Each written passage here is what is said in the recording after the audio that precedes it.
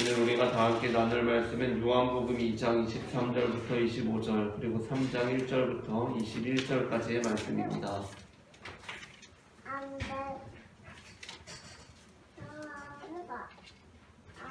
말씀을 제가 한 절 여러분이 한 절 교독하도록 하겠습니다. 6월절에 예수께서 예루살렘에 계시니 많은 사람이 그의 행하시는 표적을 보고 그의 이름을 믿었으나 예수는 그의 몸을 그들에게 나가게 하셨으니 이는 신이 모든 사람을 거스리요. 또 사람에 대하여 누구의 증언도 받으실 필요가 없었으니 이는 그가 친히 사람의 속에 있는 것을 아셨음이니라. 그런데 자기 중에 모두보다 많은 사람이 있으니 유대인의 지도자라. 그가 밤에 예수께 와서 이르되 라비여 우리가 당신은 하나님께로부터 오신 선생인 줄 아나이다. 하나님이 함께 하시지 아니하시면 당신이 행하시는 이 표적을 아무도 알 수 없음이니이다. 예수께서 대답하여 이르시되 진실로 내게 이르노니 사람이 거듭나지 않으면 하나님의 나라를 볼 수 없느니라. 니고데모가 이르되 사람이 늙으면 어떻게 날 수 있사옵나이까? 두 번째 모태에 들어갔다가 날 수 있사옵나이까? 예수께서 대답하시되 진실로 내게 이르노니 사람이 불과 성령까지 아니하면 하나님의 나라에 들어갈 수 없느니라. 육으로 난 것은 육이요 영으로 난 것은 영이니 내가 내게 거듭나야겠다는 말을 놀랍게 여기지 말라. 바람이 임의로 불매 내가 그 소리는 들어도 어디서 와서 어디로 가는지 알지 못하나니 성령으로 난 사람도 그러하니라. 니고데모가 대답하여 이르되 어찌 그러한 일이 있을 수 있나이까. 예수께서 그에게 대답하여 이르시되 너는 이스라엘의 선생으로서 이러한 것들을 알지 못하느냐? 진실로 내게 이르노니 우리는 아는 것을 말하고 본 것을 증언하노라. 그러나 너희가 우리의 증언을 받지 아니하는도다. 내가 땅의 일을 말하여도 너희가 믿지 아니하거든 하물며 하늘의 일을 말하면 어떻게 믿겠느냐? 하늘에서 내려오느라 곧 인자의 하늘에 올라가다 없느니라. 모세가 광야에서 뱀을 든 것 같이 인자도 들려야 하리니 이는 그를 믿는 자마다 영생을 얻게 하려 하심이니라. 하나님이 세상을 이처럼 사랑하사 독생자를 주셨으니 이는 그를 믿는 자마다 멸망하지 않고 영생을 얻게 하려 하심이라.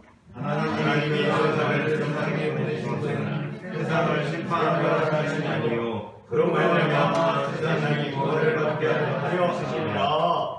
그를 믿는 자는 심판을 받지 아니하는 것이요 믿지 아니하는 자는 하나님의 독생자의 이름을 믿지 아니하므로 벌써 심판을 받은 것이니라. 그 정죄는 이곳 빛이 세상에 왔을 때 사람들이 자기 행위가 악함으로 빛보다 음을 더 사랑하는 것이니라. 악을 행하는 자마다 빛을 미워하여 빛으로 오지 아니하나니 이는 그 행위가 드러날까 하미요 진리를 따르는 자는 할지로 보니 이는 너희가 하나님 앞에서 행하는 것을 나타내게 하리라 하시니라. 아멘. 이 시간 예배의 자리에 나오신 모든 성도님들 환영하고 축복합니다. 오늘 우리는 앞서 읽은 요한복음 2장 23절부터 25절 그리고 이어지는 3장 1절부터 21절까지의 본문으로 성령으로 난 사람이라는 제목의 말씀을 전하려고 합니다. 전해지는 말씀 가운데 하나님의 은혜가 있으시기를 바랍니다. 오늘 제가 약간의 감기 기운이 있어서 마스크를 쓰고 설교를 하도록 하겠습니다. 양해를 부탁드립니다. 그리고 오늘 제가 설교를 준비하면서 조금 조심스러운 부분이 있는데 제가 오늘 말씀을 다 준비하고 나서 말씀을 조금 더 가다듬으면 좋겠다라는 생각이 들었습니다. 그런데 제가 그렇게 하지 못했습니다. 그래서 설교 내용이 설교의 핵심 메시지는 분명하지만 설교의 내용이 혹시 어떤 분들에게는 걸림이 되진 않을지 굉장히 염려가 되는 부분이 있습니다.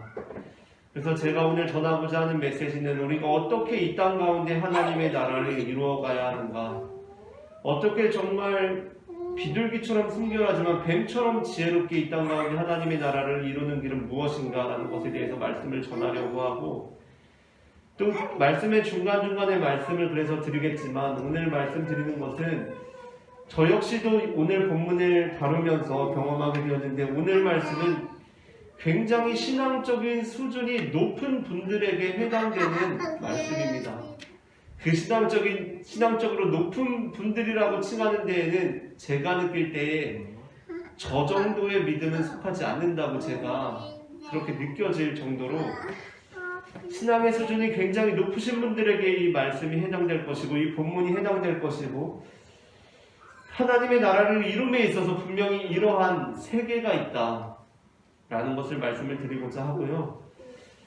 또 그렇기 때문에 이 말씀을 사실은 우리에게 더 적합하게 말씀을 곱씹어서 우리가 소화할 만한 말씀으로 전해야 하는 사명이 저에게는 있었지만 제가 그렇게까지 하지 못했다라는 것을 먼저 말씀을 드립니다.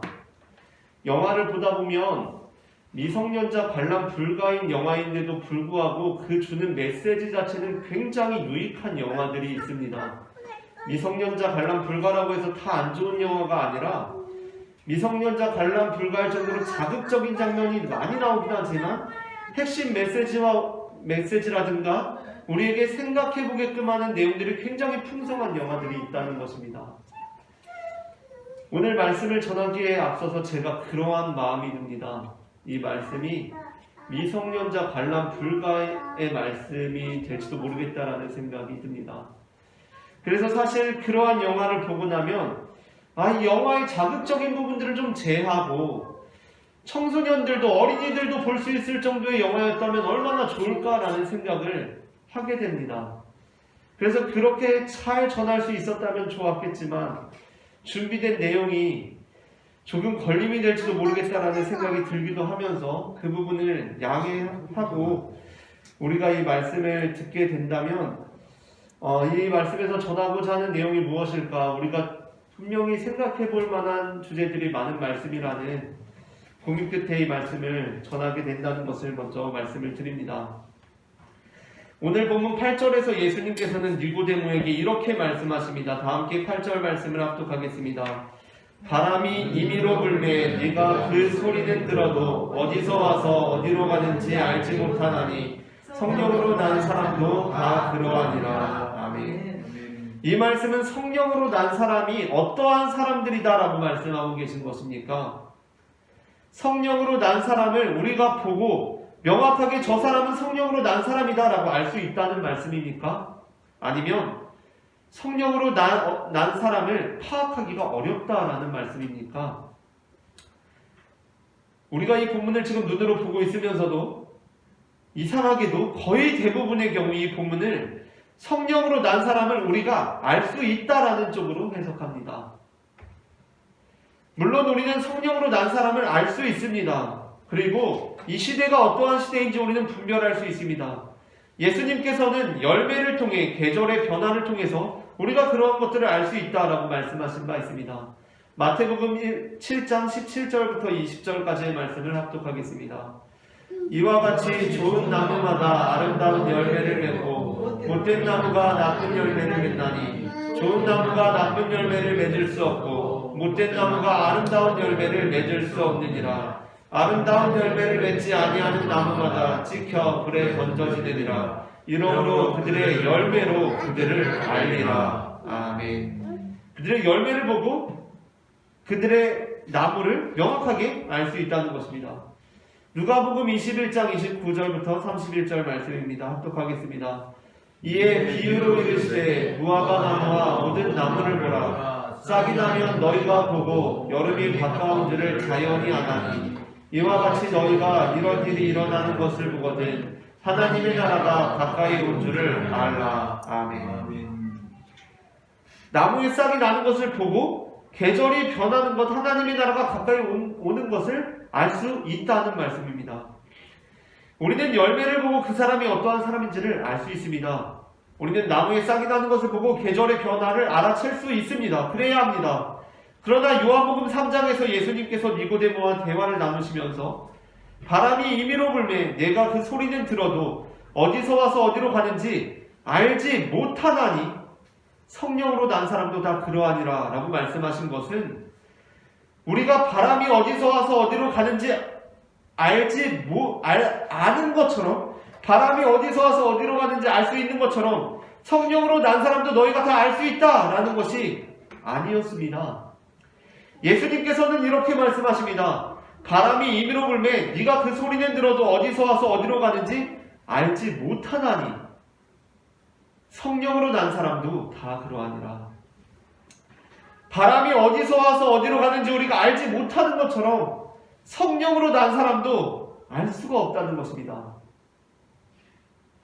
예수님께서는 우리가 성령으로 난 사람을 잘 파악할 수 없다고 말씀하십니다. 우리는 성령으로 난 사람이 누구인지를 모릅니다. 물론 우리는 그 영향을 받습니다. 바람이 불면 바람이 지나간 영향을 받듯이 그 효과를 볼 수 있습니다. 우리는 성령으로 난 사람들의 사역을 통해서 이루어지는 하나님의 나라에 참여할 수가 있습니다. 마치 우리가 바람의 소리를 듣는 것처럼 우리는 그 효과를 누릴 수 있다는 것입니다. 그러나 명확하게는 알지 못합니다.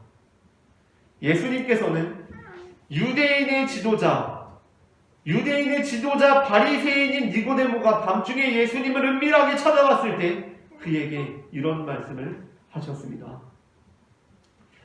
오늘 본문에 나오는 니고데모는 성서를 해석함에 있어서 평가가 엇갈리는 인물입니다. 니고데모를 평가하는 데에는 부정적인 관점과 긍정적인 관점이 있습니다. 먼저는 니고데모를 부정적으로 보는 입장입니다. 이 입장에서는 니고데모가 밤중에 예수님을 찾아온 것부터 일단 니고데모를 부정적으로 봅니다. 그리고 니고데모가 예수님을 따랐다는 구절이 없기 때문에 니고데모는 예수님의 제자가 아니라고 봅니다. 이러한 입장에서는 그래서 마태복음, 마가복음, 누가복음이 모두 니고데모를 언급하고 있지 않다고 주장합니다. 니고데모는 사복음서 중에 요한복음에만 등장하는 인물입니다. 그러나 니고데모를 아주 특별한 인물로 보는 관점이 있습니다. 그것은 니고데모를 예수님의 숨어있는 조력자로 보는 것입니다. 예수님께서는 제자들이 필요했던 것처럼 조력자들이 필요했다는 것입니다. 그리고 그 역할을 니고데모가 감당했다는 것입니다. 저는 요한복음이 우리에게 니고데모를 소개해주는 유일한 가능성은 니고데모가 예수님의 숨은 조력자였다는 사실을 우리에게 알리는 것이었다고 생각합니다. 만일 요한복음도 공관복음서와 동일한 입장이었다면 아예 니고데모를 소개하고 있지조차 않을 것입니다. 사실 요한복음 역시 니고데모를 그냥 한번 예수님을 찾아왔을 뿐 전혀 하나님의 나라와는 상관없는 사람이라고 이해했다면 요한복음 역시 니고데모를 우리에게 소개하지를 않았을 것입니다. 그래서 저는 오늘 니고데모를 부정적으로 보는 입장이 아니라 니고데모를 예수님의 숨어있던 조력자, 반드시 필요했던 사람으로 니고데모를 소개하는 데 초점을 맞추어서 말씀을 전하려고 합니다. 오늘 본문을 보게 되면 니고데모가 예수님의 숨은 조력자였다는 그 배경을 알 수 있습니다. 요한복음은 공관복음서와 순서상 큰 차이를 보이는 부분이 있습니다. 그것은 성전을 깨끗하게 하시는 사건, 예수님께서 성전을 들어 엎으신 그 사건이 초반에 나온다는 것입니다. 오늘 우리가 3장을 읽었는데 예수님께서 성전을 들어 엎으신 내용이 요한복음에서는 2장에 바로 나옵니다. 예수님께서 성전을 깨끗하게 하신 사건, 성전을 들어 엎으신 사건은 예수님과 당시 종교 지도계층의 갈등이 가장 심해진 사건으로서 공관복음서에서는 모두 예수님의 고난의 직전, 그러니까 거의 복음서가 끝나갈 때 나옵니다. 그러나 요한복음은 그렇지 않습니다. 요한복음에서는 예수님께서 가나의 혼인잔치에서 물을 포도주로 변화시킨 후에, 그러니까 가나의 혼인잔치를 어떻게 요한복음에서 예수님이 말씀하고 계시냐면 아직 때가 이르기 전입니다 라고 말합니다.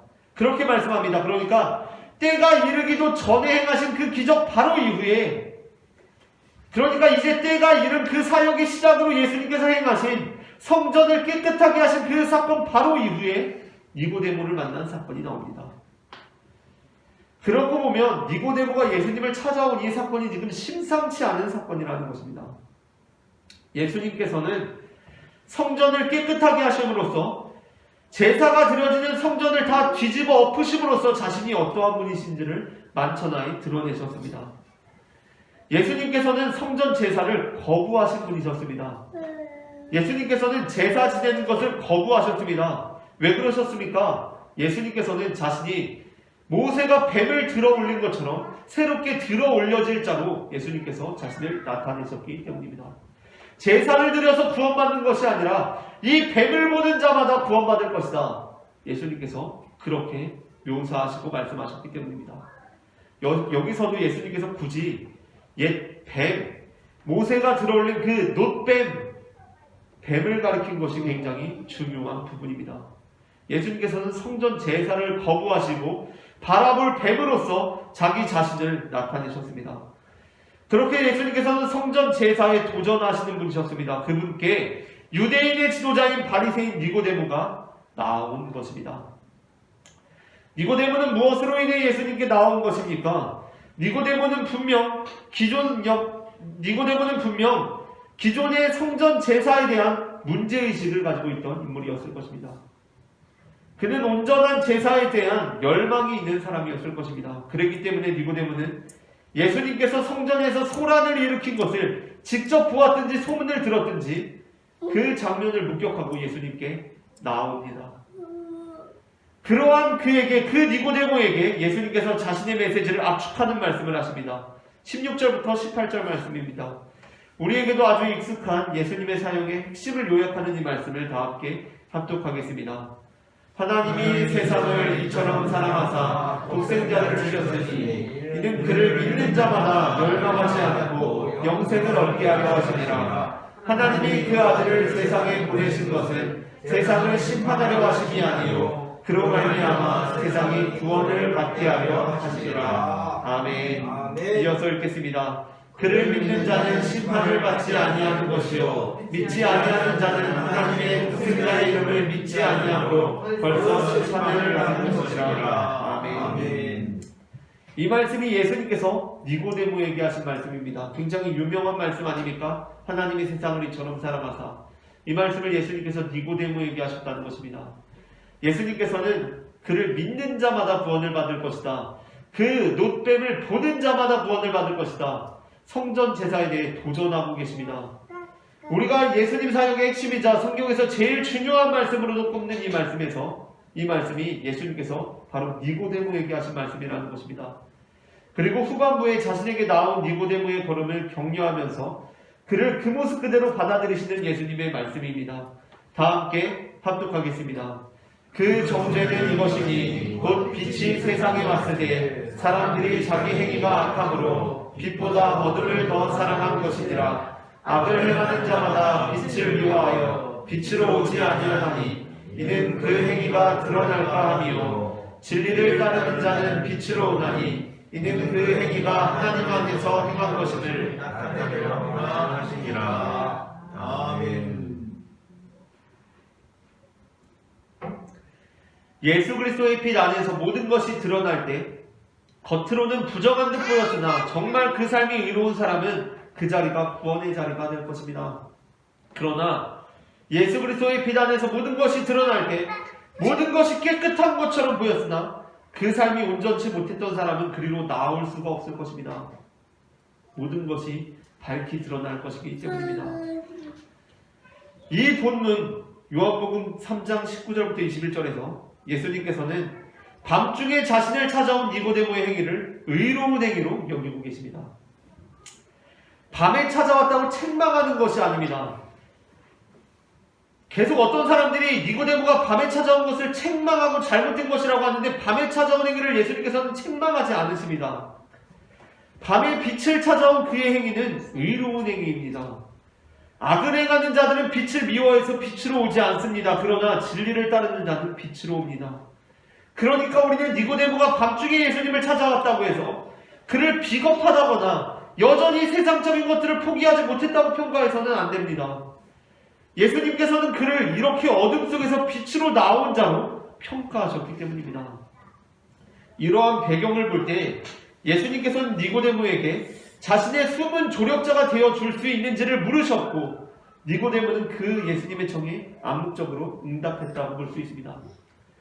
그러니까 지금 우리가 이 본문을 읽었지만 이 본문에 지금 내면에 흐르고 있는 분위기는 뭐냐면 예수님께서 자신에게 찾아온 유대인의 지도자 바리새인 니고데모에게 네가 내 조력자가 될 수 있느냐?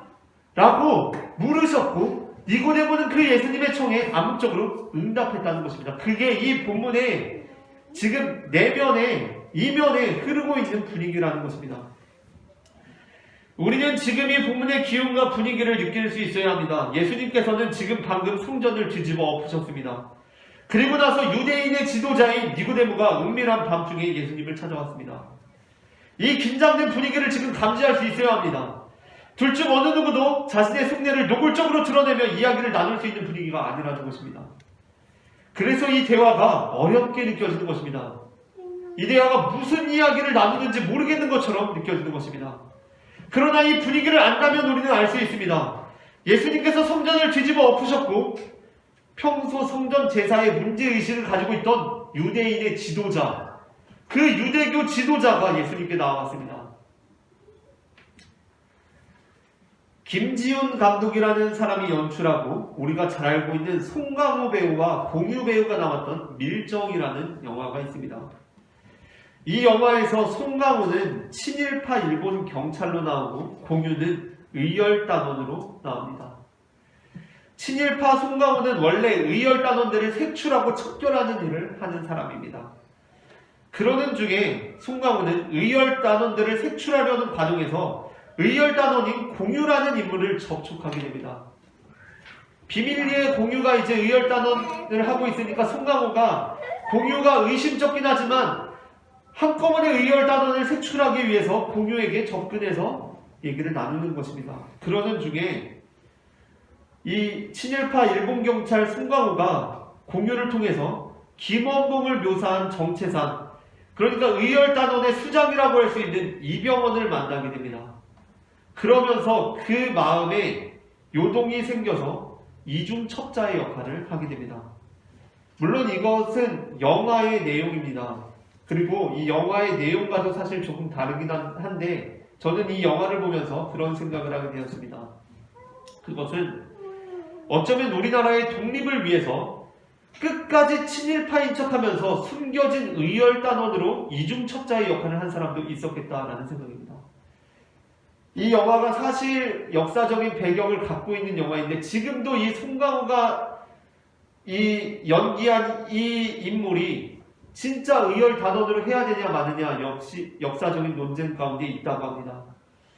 근데 그렇다고 한다면 이 사람들 친일파인 척 하면서 의열단원의 역할을 수행하는 사람들이 이 사람들은 어떠한 사람들이었을 것 같습니까? 사실 이 사람들은 그냥 의열단원들보다 훨씬 뛰어난 사람들이어야 했을 것입니다.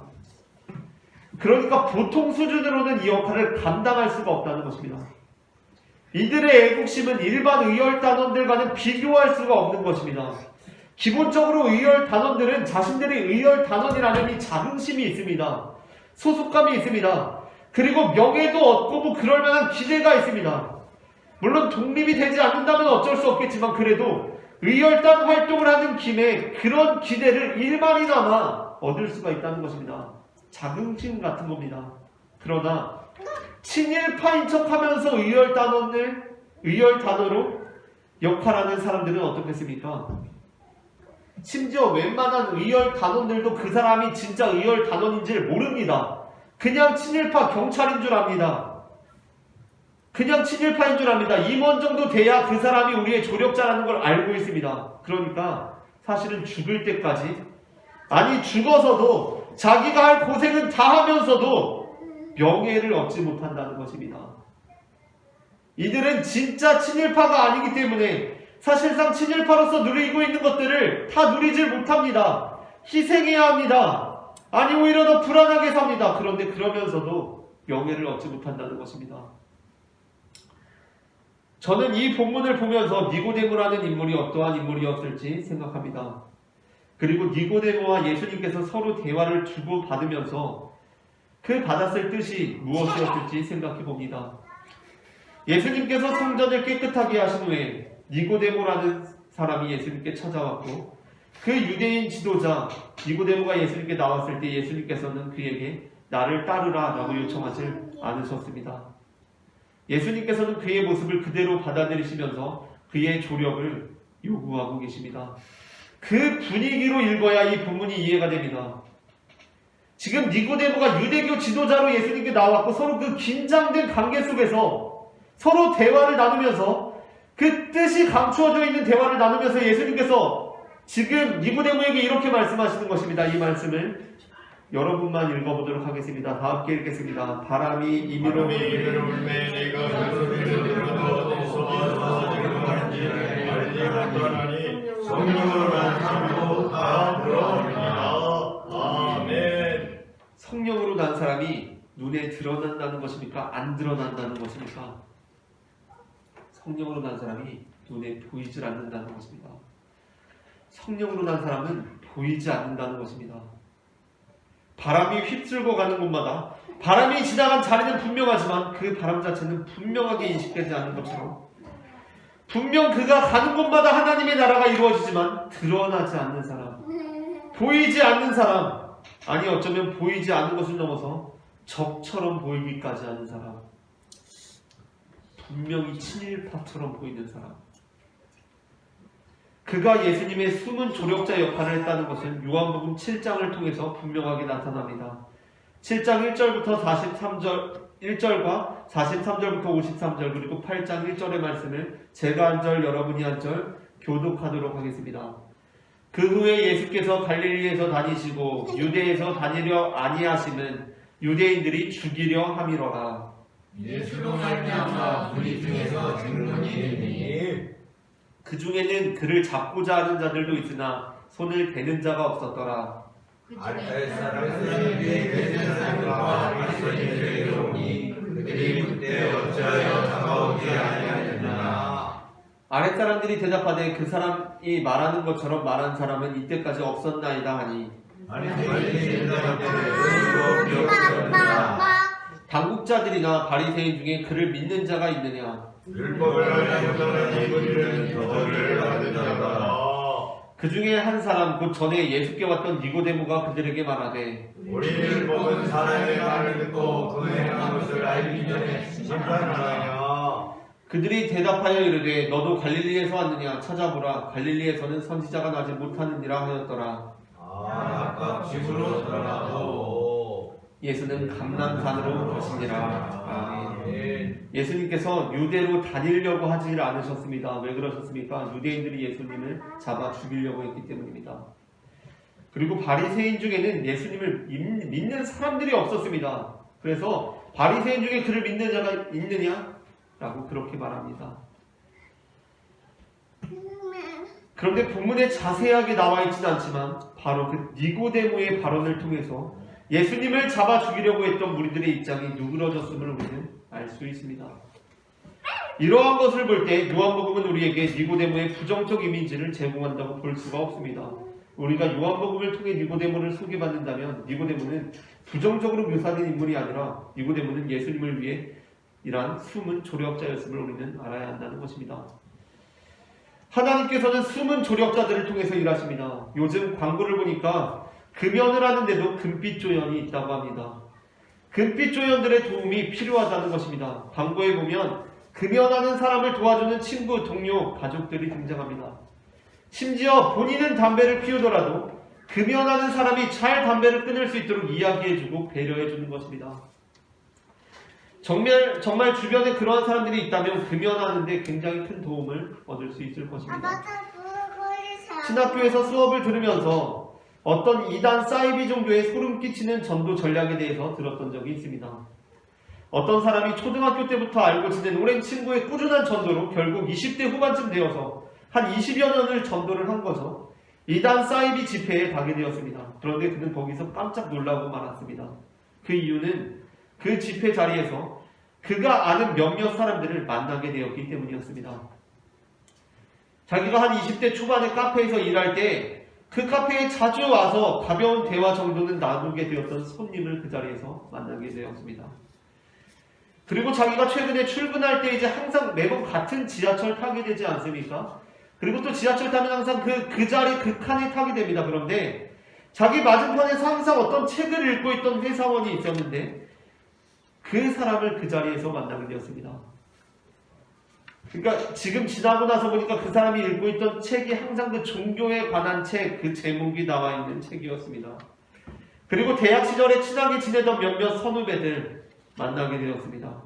가서 처음에는 반갑기도 하고 그랬는데 이런 생각이 드는 겁니다. 아니 내가 이제까지 초등학교 졸업하고 이제까지 살아오면서 지냈던 사람들을 어떻게 여기에서 이렇게 많이 만날 수 있지? 라는 생각을 하고 보니까 사실 초등학교 친구, 그 친구와 연을 맺고 나서 이제까지 20여 년 동안 살아오면서 그 사람을 전도하고자 그 사이비 종교에서는 몇몇 사람을 이 사람을 위한 전도자로 붙였던 것입니다. 그는 그 20여 년 동안 수많은 사람들이 그의 곁을 매우 의도적으로, 계획적으로 스쳐 지나갔던 것입니다. 그러니까 그냥 지하철 앞에서 늘 앞에서 책 펴고 있던 그 사람이 카페 손님처럼 일상적인 대화를 나누기 위해 오던 그 사람들은 전혀 그 종교에 대해서 이야기를 하지도 않았는데 와서 그 사람을 만나고 그 사람에게 자신의 종교를 노출시키고 그 사람에게 자신의 얼굴을 보이면서 계속해서 전도자 역할을 감당하고 있었던 것입니다. 저는 이 이야기를 듣고서 만약에 나에게 이런 일이 발생하면 어떨까? 와, 진짜 소름 끼치겠다. 이단 사이비 진짜 혐오한다 라고 생각하게 된 것이 아니라 저는 항상 이단이나 사이비에서 행하는 일들을 보고 어떻게 저렇게 정말 할 수가 있을까라는 생각을 하게 됐는데, 물론 이단이나 사이비가 좋다는 것이 아닙니다. 이단이나 사이비는 기본적으로 좋지 않은 것입니다. 당연합니다. 그러나 의외로 이단 사이비에서 좋은 일들을 많이 하기도 합니다. 막 봉사활동도 합니다. 교회 가면 사람들이 반은 겉돌고 반은 사역에 지쳐있고 그런데 거기 가면 사람들이 대체로 밝고 에너지가 넘치는 것처럼 보이기도 합니다. 그런 것을 보게 되면 어떻게 저럴 수 있을까를 생각하게 되는 것입니다. 그 숨은 조력자들, 그 이단 사이비 집단을 위해서 노력했던 그 숨은 조력자들도 할 일 많은 사람들이었을 것입니다. 자기 인생 챙기기도 바빴을 것입니다. 그런데 드러나지 않게 그 일을 했습니다. 정말 치밀하게 그 일을 했습니다. 20여 년을 그 초등학교 동창 친구는 계속해서 노골적으로 전도하지만 수많은 숨어있는 조력자들이 자신들의 존재를 나타내지 않으면서 그의 곁에 있었다는 것입니다. 그러면서 저는 우리가 하나님의 나라를 위한 금빛 조연, 니고데모, 심지어 어떻게 보면 이중첩자까지도 될 수 있어야겠다라는 생각을 하게 되었습니다. 여러분, 사람을 가장 잘 전도할 수 있는 방법이 무엇이겠습니까? 물론 이것은 제가 처음에 말씀드렸던 것처럼 믿음의 수준이 대단히 높은 분들께 요청되고 있는 것입니다. 예수님께서는 니고데모에게만 이렇게 말씀하셨습니다. 가장 잘 전도할 수 있는 방법이 무엇이겠습니까? 그들과 같이 되는 것입니다. 의열단원들은 그것을 알고 있었습니다. 우리에게는 우리의 힘만으로는 부족하다. 누군가 굉장히 특별한 존재가 필요하다라는 그 말입니다.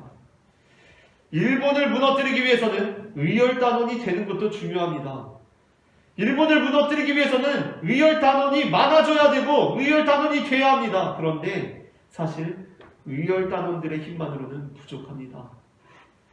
힘이 없습니다. 정보도 없습니다. 할 수 있는 게 한정되어 있습니다.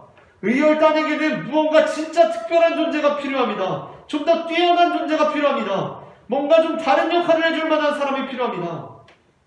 바로 송강호가 필요한 것입니다. 나는 내 목에 칼이 들어와도 일본 경찰 노릇은 못하겠다고 하면 일본을 이길 수가 없습니다. 이게 현실입니다. 차라리 내 명예를 위해서 오늘부로 나는 일본 경찰 때려치고 의열단원 되겠다. 난 이제 친일파 청산하겠다라고 하면 해나갈 방법이 없는 것입니다. 사실 그럴만도 한 것이 의열단원이라고 하면은 친일파 일을 청산하고 싶은 겁니다. 이제 마음이 불붙는 것입니다. 죽더라도 의롭게 당당하게 의열단원으로 죽어야지 누가 알아주지도 않는 일본 경찰 노릇이나 하다가 죽을 수는 없는 겁니다.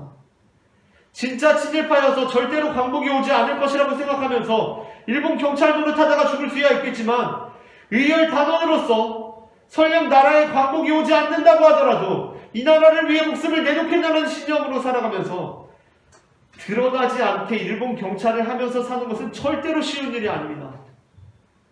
정말 수준 높은 사람들만 그렇게 할 수 있다는 것입니다. 사도 바울의 놀라운 점이 무엇입니까? 사도 바울은 내가 무엇이든지 다 할 수 있겠다라고 선포했습니다. 고린도전서 9장 21절부터 23절의 말씀을 다 함께 합독하겠습니다. 율법 없는 자에게는 내가 하나님께는 율법 없는 자가 아니요 도리어 그리스도의 율법 아래에 있는 자이나 율법 없는 자와 같이 된 것은 율법 없는 자들을 얻고자 하니라. 약한 자들에게는 내가 약한 자와 같이 된 것은 약한 자들을 얻고자 하니요 내가 여러 사람에게 여러 모습이 된 것은 아무쪼록 몇 사람이라도 구원하고자 함이니 내가 복음을 위하여 모든 것을 행함은 복음에 참여하고자 함이라. 아멘. 사도 바울은 복음에 참여하는 것은 복음을 위하여 모든 것을 행함이라고 고백합니다. 복음에 참여하는 것은 복음을 위하여 모든 것을 행함이라고 고백합니다. 의열 단원이 된다는 것은, 진짜 의열 단원이 된다는 것은 의열 단원이 되기 위해서는 친일파 행세까지도 할 수 있어야 한다는 것입니다. 정말 어려운 물음인데 그렇게 행할 수 있어야 의열 단원이 가지고 있는 목표를 이룰 수가 있다는 것입니다. 그것을 감당해내줄 특별한 사람들이 필요하다는 것입니다. 놀라운 고백입니다. 정말 놀라운 고백입니다. 믿음의 수준이 엄청난 것입니다. 나는 한 사람이라도 얻고자 위해서 모든 것을 다 할 수 있다는 것입니다. 저는 술 이야기하는 것을 좋아하지 않고 또 이 이야기를 해서 사실은 자기가 좋아서 술 마시는 거면서 술 마시는 행위에 무슨 의미 부여를 하시는 분들이 생길 수도 있을 것 같아서 조심스럽지만 이보다 더 적당한 예가 떠오르지 않아서 말씀을 드리는 것이니까 감안하고 들으시기를 바랍니다. 저는 제가 절대로 못하겠다고 확신하는 일이 하나 있습니다. 저는 절대로 이 일을 앞으로 못할 것입니다. 그것은 제 명예가 실추되는 일이기 때문입니다. 제가 저를 볼 때 저는 다른 것보다도 명예를 대단히 중요하게 여기는 사람인 것 같습니다. 이렇게 사도 바울의 말씀을 전하면서도 제가 절대로 못하는 일이 무엇인지 아십니까? 제가 절대로 못하는 일은 소주를 마시는 일입니다. 저는 그것을 절대로 제가 하지 못할 것이라고 생각합니다. 친구들과 어울려 술 마시는 것을 제가 못할 것이라고 저는 확신합니다. 제가 안 하는 것이 아니라 저는 못할 것이라고 확신합니다. 저는 예수님께서 술 마셨다고 알고 있습니다. 저는 대학원에 가서 처음으로 술을 마셨었는데 그때 정말로 제가 좋아서가 아니라 그러한 상황이 되어서 술을 마셨습니다. 물론 처음 술을 마신 건 제가 결정해서 마셨습니다. 그런데 처음 술을 마신 순간부터 저는 술이 그렇게 좋지는 않았습니다. 사실 저는 술을 거의 20대 후반까지 단 한 번도 마셔본 적이 없었기 때문에 술이 정말로 맛있을 줄 알았습니다. 그런데 술을 먹었는데 술이 너무나 맛이 없어서 사실 충격이었습니다. 그래서 저는 대학원을 졸업하고서도 술을 거의 마시질 않았고 목사가 되어서는 술을 마시지 않겠다라고 의도적으로 생각하고 마시지 않고 있습니다. 그렇게 할 수 있었던 것은 제가 술을 마실 때도 술이 좋지가 않았기 때문입니다. 처음 술을 마실 때부터 좋지 않았고 그 유혹이 제게 강하지 않습니다. 저는 술을 마시지 않을 것입니다. 어떤 사람이 와서 저에게 하소연을 하고 자리가 제공되어도 저는 절대 술을 마시지 않을 것입니다. 왜냐하면 그 이유는 제 명예가 실추되기 때문입니다. 한국 땅에서 술 마시면서도 존경받는 목사로 살기는 하늘의 별 따기이기 때문입니다. 그렇다면 제가 추구하고 있는 것이 무엇입니까? 지금 제가 추구하고 있는 것이 무엇입니까? 저는 지금 하나님 나라를 위해서 그 나라의 성결한 백성이 되기 위해서 술을 가까이 하지 않는 것입니까? 아닙니다. 저는 제 명예 때문에 술을 못 마시겠다고 하고 있는 것입니다. 죽어도 의열단원으로 죽지 내가 절대로 친일파 행세는 못하겠다고 제 명예를 지키고 있다는 것입니다. 그 수준이라는 것입니다. 그리고 다행히 저는 그게 쉽습니다. 막 술 마시고 싶고 그러지가 않습니다. 그러나 사도 바울은 이렇게 선포합니다. 난 할 수 있겠는데? 라고 합니다. 야, 그거 왜 못 마셔? 라고 못할 것입니다. 야, 율법 없는 자들에게 율법 없는 자처럼 왜 못돼? 난 할 수 있을 것 같아. 여기서 우리는 바울의 대단함에 혀를 내두른다는 것입니다. 그래서 바울은 굉장히 초대교회 당시도 논쟁적인 인물이었습니다. 물론 여기에는 이 메시지가 악용될 가능성이 있습니다. 그래서 이 이야기가 조심스럽고 이것은 신앙적으로 미성년자 관람 불가의 말씀입니다. 정말 어려운 부분입니다. 여기서 진짜 친일파면서 의열단원의 명예까지 가지려고 하는 사람들이 있을 수 있다는 것입니다. 진짜 친일파였으면서 내가 사실은 의열단원이었습니다 라고 하는 사람들이 있을 수 있습니다. 그래서 우리의 믿음은 우리 자신과 하나님만 아는 것입니다. 스님을 전도하기 위해서는 어떻게 해야 합니까? 우리는 이 땅 가운데 하나님의 나라가 이루어지기를 원하는 사람 아닙니까? 정말 한 사람도 빠짐없이 하나님 믿어야 하는 거 아닙니까? 스님 전도하기 위해서는 어떻게 해야 합니까? 불교 믿으면 지옥 간다고 말해서는 절대 스님 전도 못합니다.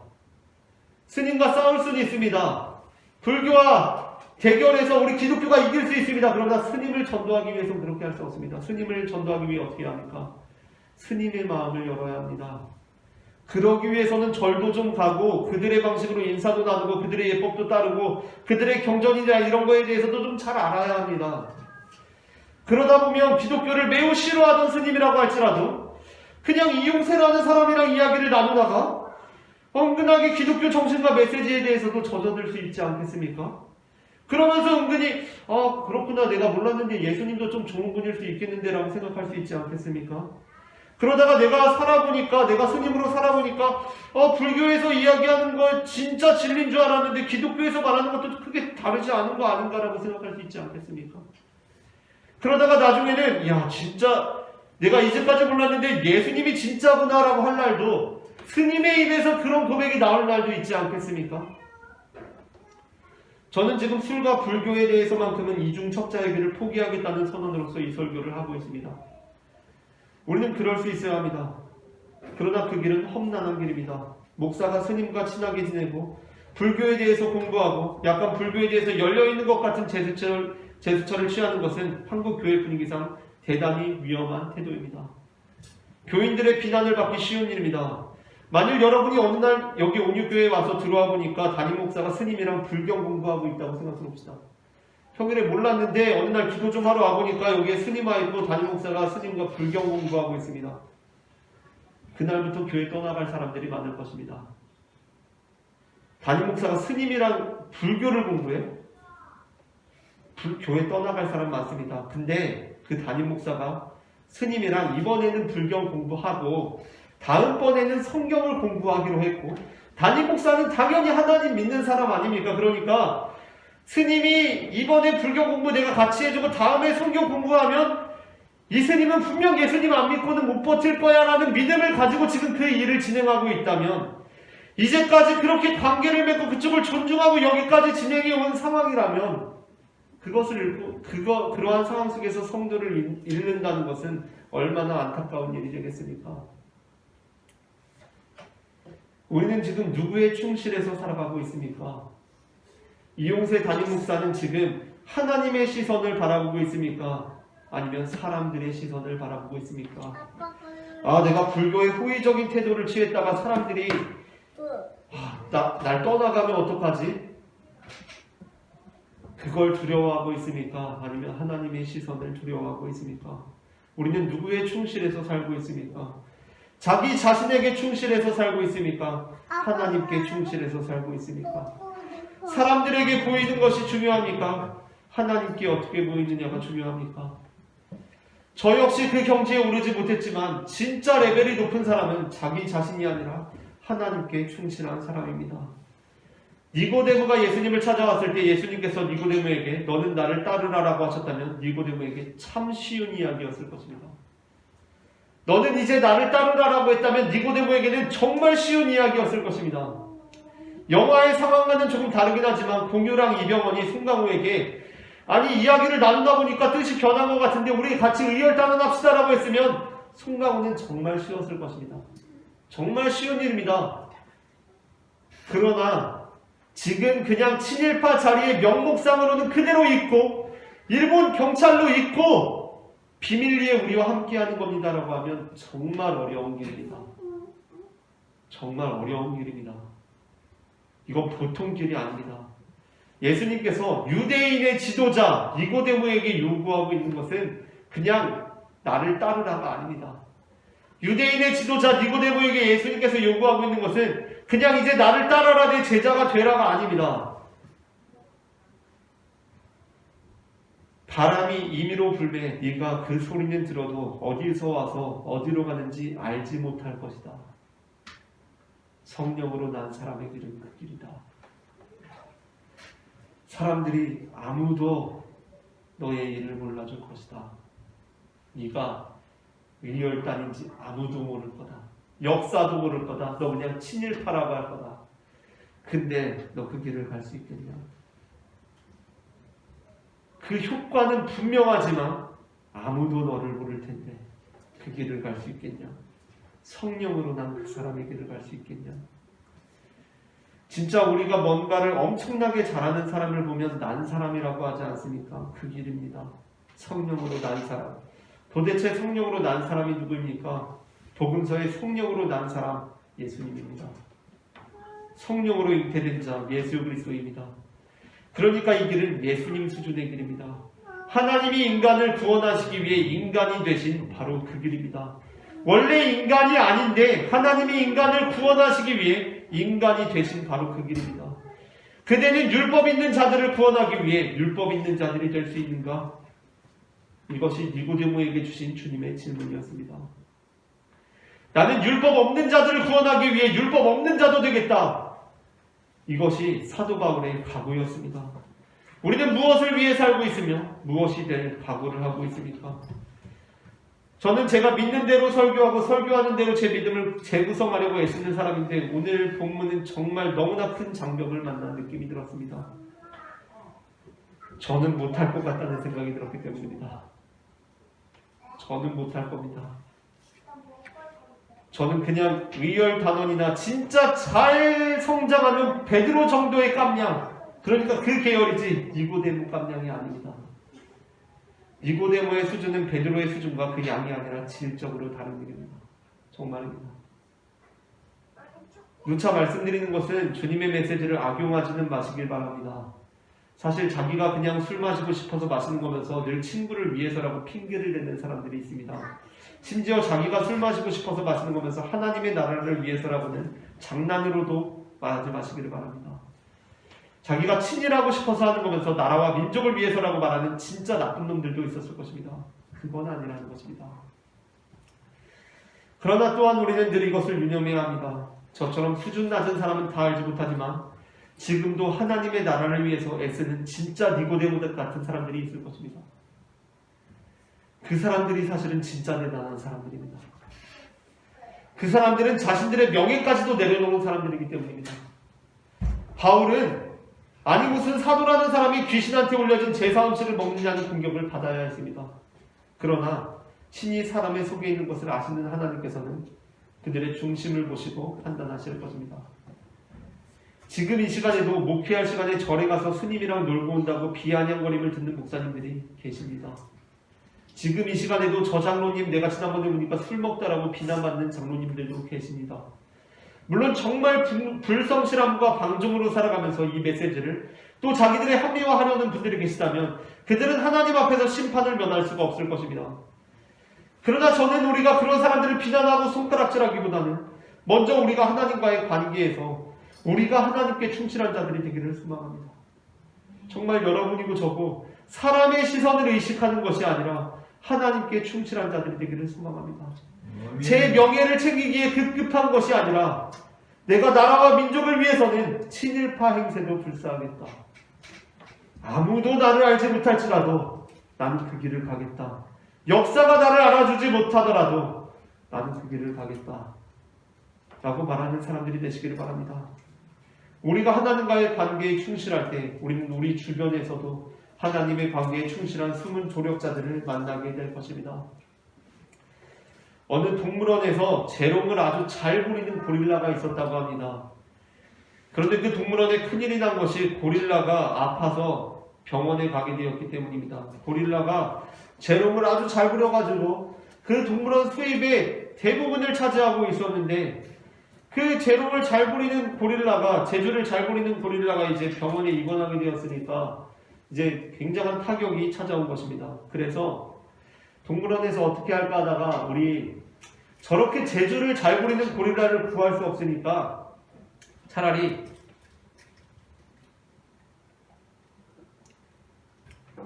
재주를 아주 잘 부리는 사람을 한 명 구해다가 고릴라 탈을 씌우자라고 그렇게 했다고 합니다. 그래서 기계 체조를 했던 사람을 구해가지고 고릴라 탈을 씌웠습니다. 그 사람이 막 고릴라 탈을 쓰고 물구나무도 서고 덤블링도 하니까 이전보다 막 사람이 더 많이 찾아옵니다. 이 동물원이 아주 흥왕하게 되었습니다. 그래서 이 사람이 기계 체조했던 사람이 막 신나서 물구나무도 서고 막 덤블링도 하다가 1회전, 2회전, 3회전 하다가 너무 신이 나서 막 계속 하다가 점프를 너무 높이 뛰어가지고 자기도 모르게 사자우리로 넘어가서 사자 옆에 떨어졌다고 합니다. 얼마나 깜짝 놀랐겠습니까? 그래서 이 고릴라가 자기도 모르게 사람 살려라고 소리쳤다고 합니다. 근데 그때 옆에 있던 사자가 고릴라의 입을 틀어막으면서 이렇게 귀에 속삭였다고 합니다. 괜찮아, 나도 사람이야 라고 말합니다. 우리는 이 땅 가운데 하나님의 나라를 도모하는 사람들입니다. 그런데 너무 순진할 때가 많이 있습니다. 깊이 들어가 보면 우리가 알지 못했던 것들이 많이 있습니다. 친일파인 줄 알았던 사람이 의열단원일 수도 있고 의열단원인 줄 알았던 사람이 밀정일 수도 있습니다. 진짜 나쁜 놈인 줄 알았는데 착한 놈일 수 있고 괜찮은 사람인 줄 알았는데 아닐 수도 있습니다. 정말 중요한 것은 우리가 하나님 앞에 어떻게 서 있느냐는 것입니다. 자기 명예 챙기느라 자기 율법 하나 무너뜨리지 못하는 나약한 인간 앞에서 주님께서는 십자가로 율법 조문을 폐해버리셨습니다. 우리는 악한 시대를 살아가고 있습니다. 이 악한 시대에 하나님의 나라를 이루기 위해서는 어떻게 해야 합니까? 우리는 양의 탈을 쓴 이리들이 판을 치는 시대를 살아가고 있습니다. 하나님께서는 하나님의 나라를 위해 이리의 탈을 쓰고 살아갈 양들, 뱀처럼 지혜로운 비둘기들을 선별하고 계십니다. 예수님께서는 스스로 뱀이라고 칭하셨습니다. 정말 놀라운 은유입니다. 정말 높은 수준에 있는 이들입니다. 뱀처럼 지혜로운 자들 말입니다. 주님께서는 오늘도 그들에게 이렇게 묻고 계십니다. 바람이 임의로 불매 네가 그 소리는 들어도 어디서 와서 어디로 가는지 알지 못하나니 성령으로 난 사람도 다 그러하니라. 정말 외로운 길, 사람들이 손가락질하는 길, 배교자라고 말하는 그 길을 걸어가는 그 사람. 하지만 정말 하나님의 뜻을 가슴속에 품은 그 사람. 우리는 우리 명예 챙기려고 하나님 이름 운운하고 있는데 나라와 민족을 위해서라면 역사가 나를 알아주지 않더라도 나는 죽을 때까지 친일파라는 손가락질을 당하더라도 이 의열단원의 길을 가리라고 말하는 사람. 우리는 하나님 앞에 어떠한 모습으로 서 있습니까? 우리는 이러저러한 이유로 살아가고 우리가 이러저러한 이유로 살아가고 있는 이유는 정말 하나님 때문입니까? 정말 하나님 때문입니까? 우리가 이런저러한 명분으로 살아가고 있는 것 정말 하나님 때문입니까? 그냥 나 때문인 거 아닙니까? 죽어도 친일파 경찰 역할은 못하겠는데요 말하고 있는 거 정말 나라와 민족을 위해서 의열단원 행사하고 있는 거 아닙니다. 자기 명예 위해서 하고 있는 겁니다. 나라와 민족 이름 팔면서 자기 명예 챙기고 있는 겁니다. 그 수준이라는 것입니다. 대부분의 사람들이 그 수준이라는 것입니다. 우리의 중심을 아시는 하나님께서는 우리의 마음을 보시고 판단하실 것입니다. 그 앞에서는 먼저 된 것처럼 보이는 사람이 나중되고 나중된 것처럼 보이는 사람이 먼저 되는 일들을 우리는 그 하나님의 심판대 앞에서 보게 될 것입니다. 우리가 정말 하나님의 뜻을 우리의 마음에 품고 살아가는 믿음의 백성들이 되기를 소망합니다. 그리고 다른 사람들을 섣불리 평가하지 않는 믿음의 사람들이 되기를 소망합니다. 하나님께서는 하나님의 뜻대로 사람들을 부르시고 사람들을 쓰시고 역사의 심판대 앞에서 하나님께서 그들을 평가하실 것입니다. 먼저 우리 자신을 돌아보고 우리가 정말 하나님의 뜻에 합당한 길을 걸어가고 있는가? 우리 또한 하나님의 그 부르심에 응답하는 길을 걸어갈 수 있을 것인가?